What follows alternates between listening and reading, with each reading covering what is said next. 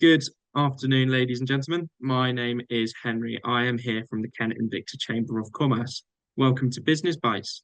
I am absolutely delighted to be joined by Paul McCartney today, who's going to be delivering a super informative presentation. I've just been taking a quick sneak peek at some of his slides beforehand, and yeah, we're definitely in for a treat today.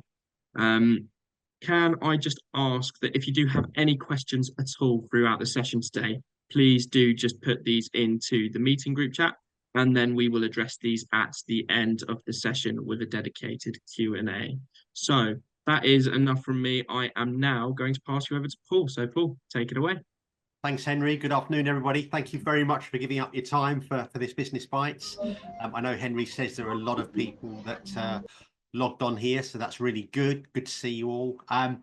So the theme of my presentation, short presentation today, is all around sales and how you can use storytelling within your sales processes to make your client more interested in what it is that you're saying.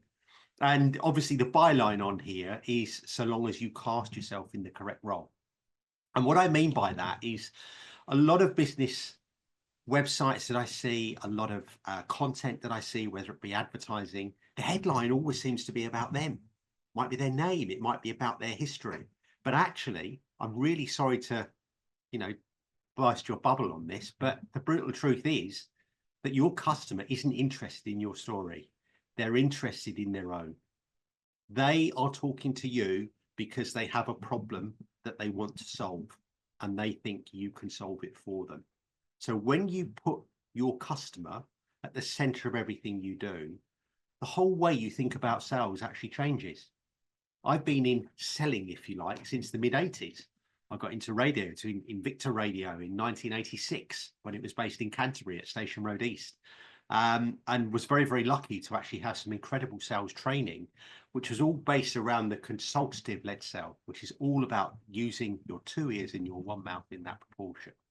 I come across a lot of people today who try to sell who just like the sounds of their own voices, and they're not necessarily prepared to listen to what it is that their customer is telling them, what it is their customer wants, what it is their customer needs. So I hope what you're going to learn today through this brief presentation is just how the story brand framework can really help you to sell more efficiently and more effectively within your businesses. Some of you will have heard of Story Brand. It's a book by Donald Miller, who is a #1 Harvard book list bestseller now. He's had several books out since this one, but this is the one that really grabbed my attention. Having come from a radio background, I know the importance of clarity and making sure that the message you broadcast through your radio commercials are taken in. And I'm going to give these slides to Henry after the presentation, so I can see some of you making copious notes. Don't worry about it. I will be sharing these slides. It's something that I'm passionate about. I really want people to take as much as they can from just absorbing themselves into this presentation. Unclear messaging in today's world is criminal because it is so cluttered. You will all know if you're using social media to sell your products and services, if you're using email to sell your products and services, it's very, very difficult to cut through the clutter. So what you have to do is have the ability to actually grab someone's attention when they first see that message. And if that message, that headline in your email or that piece of social media content is addressing the problem that they're suffering from, you've got a much better chance of somebody actually engaging with you. Very, very hard for customers to understand the value that you provide without having a conversation with you sometimes. But actually, there is a way that I'm going to show you now that will really help you to formulate your message in such a way that they'll want to listen, because you're actually really getting in under their skin, if you like. So the story brand framework, this is going to ruin every single movie you're ever going to watch again, because most of the big Hollywood movies follow this framework. Think about the movies you've seen. There's going to be a main character, a hero, who's trying to achieve something. And they're getting nowhere until all of a sudden a guide comes into the picture and helps them to see what the possibilities are, or helps them avoid a terrible fate. And that guide gives that person a plan. And that plan's usually a 3 or 4 point plan that allows them to realize their ambition, whatever it is they're trying to achieve. The guide then has to call them to action. You've got to ask somebody to do something in order for them to do it, because as humans, we need that kind of prompting. And the stakes, I see so many sales presentations where there are no stakes included in the presentation. So what do I mean by stakes? I mean, what can be won or lost? What will your life look like when you bought our product or service? What could you avoid if you buy our product or service? But if you do nothing, then nothing will change. So that's the big problem that you're wanting your customer to really think about. Now, how that works in the form of a movie, I've used Star Wars because it's one of the most popular movies there is. And you can see there how the format works. You've got Luke, who is trying to overcome the revolution, and he's getting nowhere until Yoda comes into the picture, who lived as a Jedi. And he gets Luke to believe in the Force, go on to defeat the Empire and avoid defeat by the rebellion.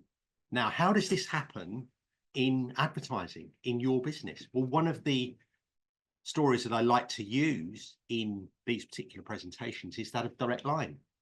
Any of you have seen the Winston Wolf commercials? Brilliant concept anyway. From an advertising background, I absolutely loved it. Winston Wolf is a problem fixer. And so the way Direct Line could have used StoryBrand, and I'm not sure whether they did or not, but it certainly follows that pattern.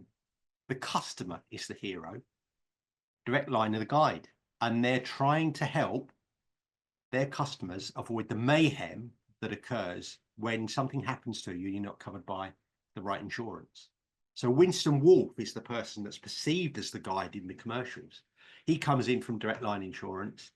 And of course, the call to action at the end of the commercial is always to get a quote. Why should they get a quote? Well, because a happy life means no worries and you're not going to be concerned about not being covered for something. But if you don't make that call and you have got the wrong insurance, it's going to be mayhem. It's going to be carnage. And we've all been there when we've been underinsured. And the insurance companies today are wriggling out of everything. So it's a really good opportunity for you to think about your business as well in terms of how you can guide your clients from where they are now to where they want to be. That's the key message from this. So what's your customer story? Think about your ideal customer, the customer you love to work with. You've probably got them in your customer base already, and you'd like more of them. Stories are a wonderful way to actually communicate how you actually like working with customers. And I'm an avid networker. And there was an accountant who was a member of BNI up in Mayfair when I was a member up there several years ago. And he said he's got two customers. One, and he both does the same service for each of them. One, he charges £5,000. The other one, he charges 500. The one who he charges 5,000, he always gets a Christmas card, always gets a thank you. The one who he charges 500 is always trying to knock him down on the price. Now think about that in terms of some of the customers that you deal with. You will have customers that value what you do and are happy to pay the price that you charge. And you have others that are always trying to bring you down in price. Who would you rather work with? And this is crucial to the story brand concept, because you have to know who your customer is. You have to have the ability to form a good relationship with someone. And one of the big frustrations that I have today with salespeople is that they start off the relationship very often with a fib. And I've heard on several occasions now where a salesperson, this is telesales in the main, has called a client and said, oh, I called about 6 months ago and you said to call back today. Now, there's a real problem there, because if you're calling to sell something that that person can't buy because they're in a managed office, they're going to see straight through you straight away. So you're starting at a level of dishonesty where you can't recover. And I mentioned earlier on that I was trained in the consultative-led sell. And the consultative-led sell is all about a 4-step process. You build trust and rapport. You establish a need or a want. You offer a solution to that need or want, and then you ask somebody to buy. So you build trust and rapport, you establish a need or a want, you offer a solution to that need or want, and you ask to buy. If you do the first three things correctly, you won't need to do the fourth thing. But you do have to be talking to a qualified lead for this to work. You have to know who your ideal customer is, and you have to know that you can solve a problem that they're facing. And once you're talking to the right person, you really do have a great opportunity. There are lots of people out there, lots of eggs, as I've put there. You want the golden egg. You want the person that will absolutely love what you can do for them, will value what you can do for them to such a degree that they will pay you the level that you think you deserve. And never be afraid of trying to push your price limits. I'll give you an example. I was talking to somebody in Helsinki about 2 years ago, and I was coaching her, and she used to advise businesses in Finland how to globalize. And I said to her, great, what do you charge per project? And she said between 10 and 15,000 euros. I said, okay, what's the upside for your customers? And she thought it could be 10 million. And I said, right, you're jam-packed at the moment. You can't take any business, but you're not making any money. Here's what I want you to do. The next proposal that you send out, I want you to pitch it at 100,000 euros. And she said, but I can't do that because I'm not spending enough time on that project. And I said, it's not about time. It's about the result that you're going to deliver. The result is that 2 years later, that's her normal price level, 100,000 euros, because what happened was people started to look at her proposals, look at the 100,000 euro price tag and think, actually, this is worth it. And it wasn't so low that they thought it's too good to be true. So you have to really think about the price level that you go in at and don't be afraid to push it. Charge what you think is the right level. And if you're talking to the right customers, they will buy from you without a doubt. That trust and rapport is imperative for you getting the deal at the end of the sale. And I believe that anything can be sold, anything that's sold under £50,000 can be sold in 2 calls or less. I see a lot of people who will say, oh no, you're not going to sell for, 6, 7, 8 times, or you'll need to see somebody 6, 7 or 8 times before you sell. That's not right. I firmly believe if you go in with the process that I'm going to take you through now, you will be able to get them buying from you within 2 calls, because that first call, you're really establishing what it is they need or want. And if you need to make the second call, you go in with the proposal and you're just confirming everything they've told you at the first call, and that you're proving that you've listened.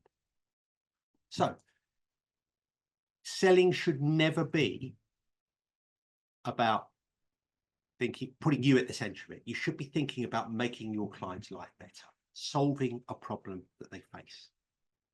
People only buy for 1 or 2 reasons.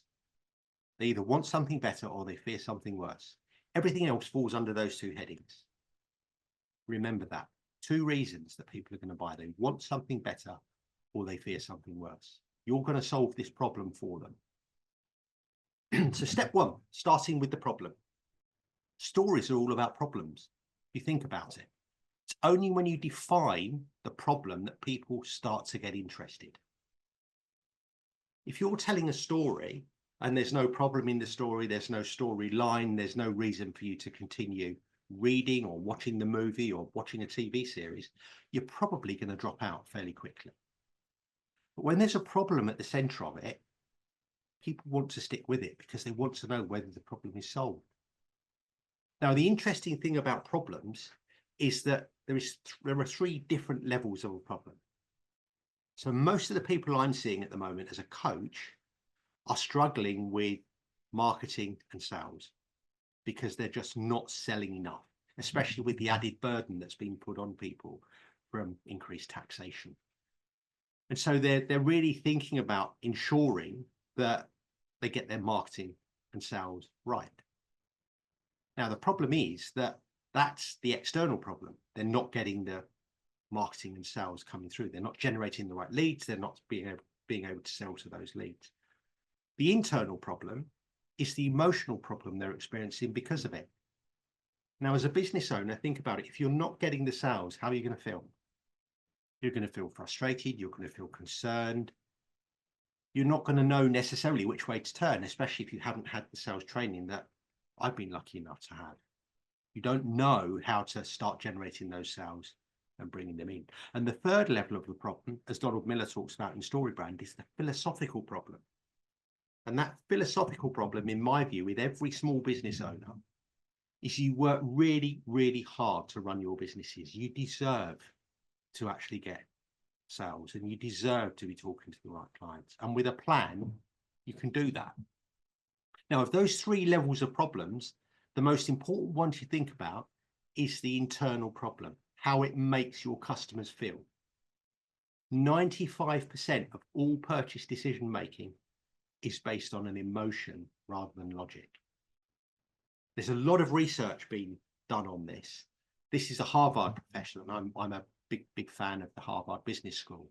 But actually, it could be 80%, but it's definitely, in that top 20% of decision making. So emotionally, if you can tie someone in and make them think about how the problem is making them feel, you are much more likely to get them to buy from you. And if you build the right story, making them the hero, you're guiding them from where they are now to where they want to be, you really do have a great chance of winning the sale. Step 2 is to position your product or service as the solution to the problem. Now, you will know that there is a lot of competition out there. I think most people that I talk to at the moment have got 4 or 5 big competitors that they're up against all the time, and lots of other smaller ones. The edge you will have after watching this webinar is that you will know that if you can tap into their emotional problems, their internal problems, you've got a much better chance of winning the deal than any of your competitors, because they're just looking at the external problem. They're looking at the fact that they can't get sales and marketing, they can't get good headshots, they can't get the right office refit, because they're addressing the wrong problems. Step 3 is to position yourself as the guide. We talked about Yoda in Star Wars. Now, a guide, in my view, needs 2 things. They need empathy. They need to understand the customer's problem. I'm quite fortunate in that as a business coach, I've launched, run, managed, turned around lots and lots of small businesses, mainly radio stations. But I've also helped my clients do the same thing through advertising on the radio. So that empathy comes naturally anyway. I do know what people are experiencing when they're going through problems in their business, especially. An authority. Don't forget the knowledge you have. You will probably know more about what you do in your little finger than your client knows in their entire body. When you think about all of the experience, all the studying that you've done. I'm quite fortunate as a coach in that I've got an MBA behind me. I've done an awful lot of marketing qualifications, and I do tend to coach business owners around building their business around their ideal client and making sure they've got the right client at the center of their business so that they're going to be profitable. But that authority really matters. And if you think about it in this way, if you went to a gym and you were going for your first personal training session and you started talking to the personal trainer, and you talked about some of the issues that you have where you can't stop eating cake, for instance. And that personal trainer says, oh, I'm exactly the same. I'm terrible. I just can't stop. I mean, it's great to have that empathy. But when they're sitting there and they're 20 stone and you think, obviously, they don't have the authority, then you start to worry. So that empathy and authority does have to come in as a good mix so that people believe that you can help them solve the problem they're facing. 9 times out of 10, you will have had clients that you've solved problems for them. This is what your customers, your prospects want to know, that you have that authority. You are able to help them get out of the pickle that they're in or alleviate the feelings that they've got. The call to action, the 3-step plan, as I like to call it. As humans, we absolutely love things coming in threes. And so the plan that I use for my business is book a focus session. And that's not a discovery session, it's a focus session. It can be, most people see it as a complimentary coaching session, because what I'm doing is asking lots of questions, getting them to speak. really helping them to understand where they are in terms of the problems they're facing within their business and how those problems are making them feel. Step 2 is to work on the right parts of your business. And you notice there that I say work on the right parts of your business, not work with me to work on the right parts of your business, just work on. Because when they've done the focus session, they'll actually get a proposal through from me, which gives them the plan. So it might be they don't have the money to work with a coach or join a coaching program, in which case they'll just try and do it on their own, which is fine because they'll have the plan and they'll be able to do it. And the third thing there, as you can see, is enjoy the success you deserve. And what I'm doing there is I'm really addressing that philosophical problem that we talked about earlier on, what they deserve. You deserve success. You work really hard in your business. Now, you might be thinking now, well, all this is really good, Paul, but how do I do this in stories? How do I get this across in a story? And do you know what the best way for you to do? Social proof. You'll have heard of the adage that people buy people. Well, actually, people buy people like them. And when I talk about social proof, I mean testimonials, I mean Google reviews, I mean case studies. If you can put a series of case studies together of people you've helped, the problem they were facing, the solution you provided, and the outcome, you have a story there. One of the things that I learned very early on in my story brand coaching life, because I now coach for story brand in the UK and across the world, one of the things that I learned is that even in a short tweet, not called a tweet now, is it? Because it's called X. But anyway, it was called a tweet when I first got into it. You could tell a story because all you're doing is you're giving somebody a problem they're facing, you're telling them your solution and what the outcome's going to be. It's just those 3 things that you have to remember. That's the basis of a really good story. So where do you go from here? Well, you can get a free report on your business, any of the areas in your business, whether it's marketing, whether it's sales, whether it's the products you're actually selling, whether it's your leadership style. Finance is a really big thing at the moment. If there's one tip I can give you on this call today is if you do sell more products and services, make sure you have your cash flow worked out properly and make sure you're getting deposits on time, because it's a really, really dodgy time at the moment in terms of people just not paying. My contact details are on this final slide as well. So if you want to reach out, by all means do. Always happy to have a conversation with people. I'm not one of these coaches who won't have a conversation unless there's money attached to it. It's never been my way. So I'm more than happy now to open up some questions. I set this for about 25 minutes. I finished pretty much bang on. I'm really pleased with that.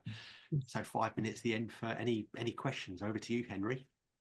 Perfect. Thank you very much, Paul. Always a tall order to keep on time. I'm absolutely terrible with it. If any of you have ever heard me speak at any of these events, no, we're running on or we're running short. There's no in between. But yeah, a really thought-provoking session today. I think everyone's going to have a lot to go away with and a lot of information to think about when it comes to their sales strategy.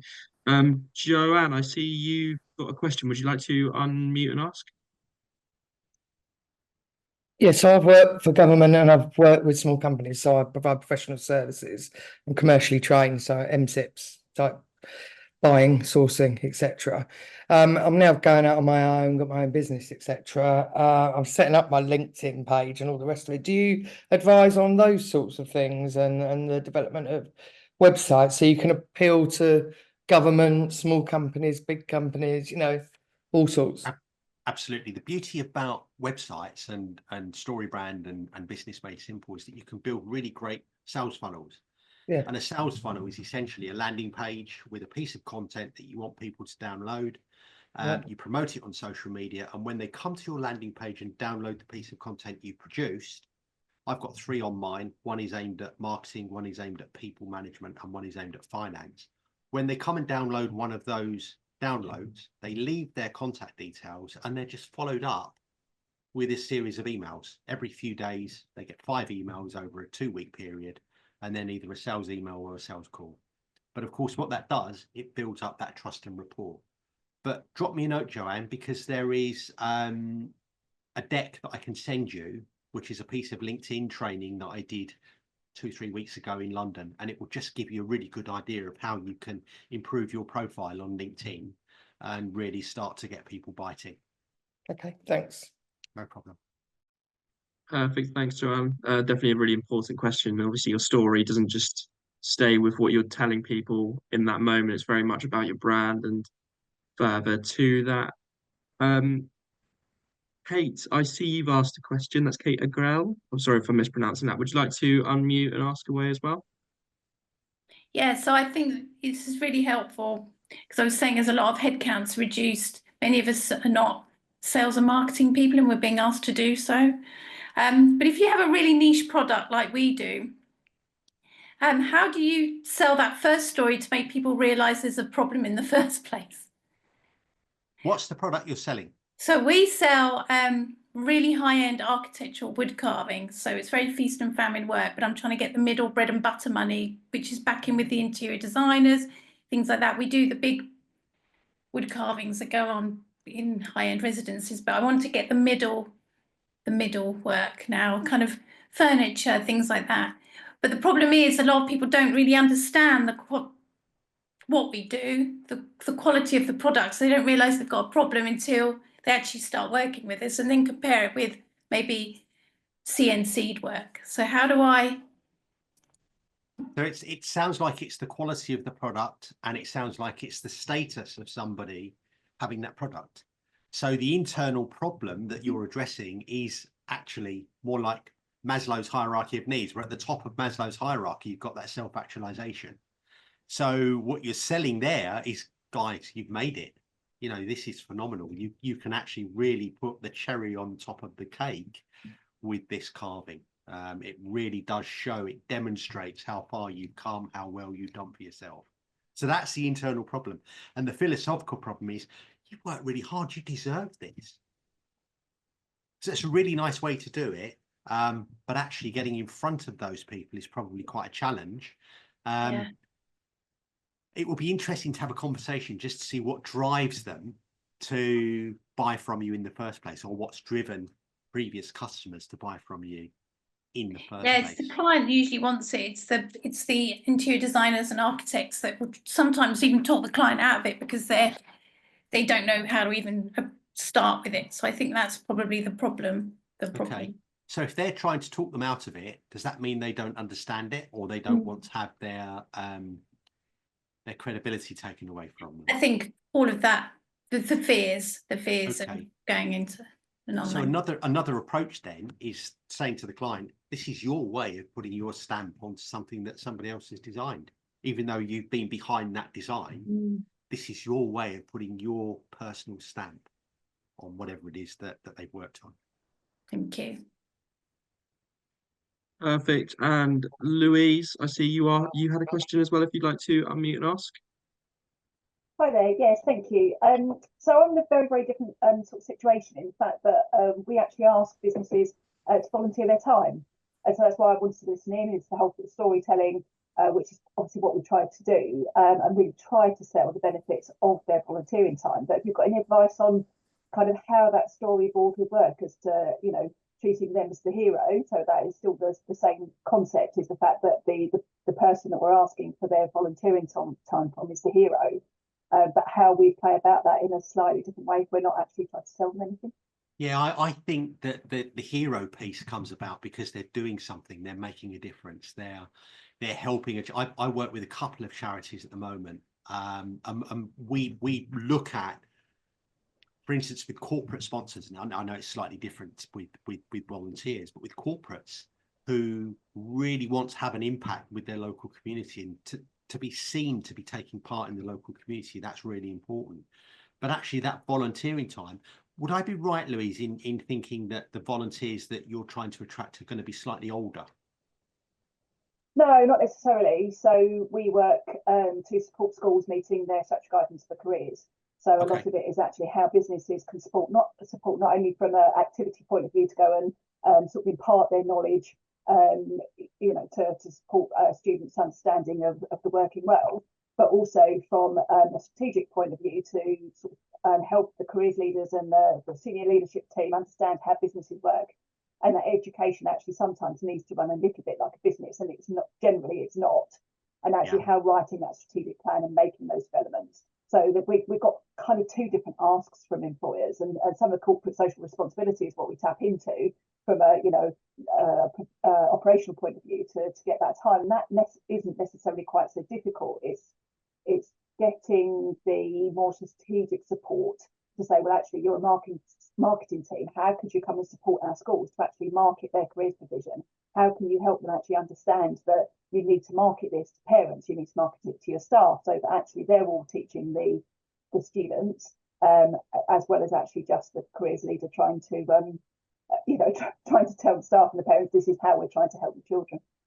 Yeah, again, I'm more than happy to have a conversation outside of this. I'm doing some work with Canterbury College at the moment, especially with some of their students that are leaving, just giving them some coaching on how to go into an interview situation, what to do before they go in for an interview, because youngsters today, they're not as good at communicating as people of my age are, because we didn't have all of the social media. And I having a son and nieces and nephews of my own, I can see how, they're always on their phones and all of the conversation happens on their phones. So learning to communicate with somebody who's a potential employer, word of mouth, is frightening to some people. So I'm more than happy to absolutely, yeah. We drop call me a that note, readiness. we'll have a chat. Absolutely, no problem at all. Thank you. Thanks, Paul. Perfect. Thank you both. I think we did have a couple more comments from Headley and from Cassie regarding a few different bits. Cassie just put her contact details in there for you, Louise, I think regarding help from a HR perspective. So there we go. That might be a nice opportunity for you both to collaborate, which is lovely. Sorry, Headley, I'm just having a look through your comment. Were you wanting to very quickly unmute as a last final thought and speak your comment, so to speak? Yes, thank you. It's as I've written it. The mobile phone makes everyone a photographer these days. But so often I just see snapshots that aren't well composed. They're not technically very good, and they don't engage with the viewer.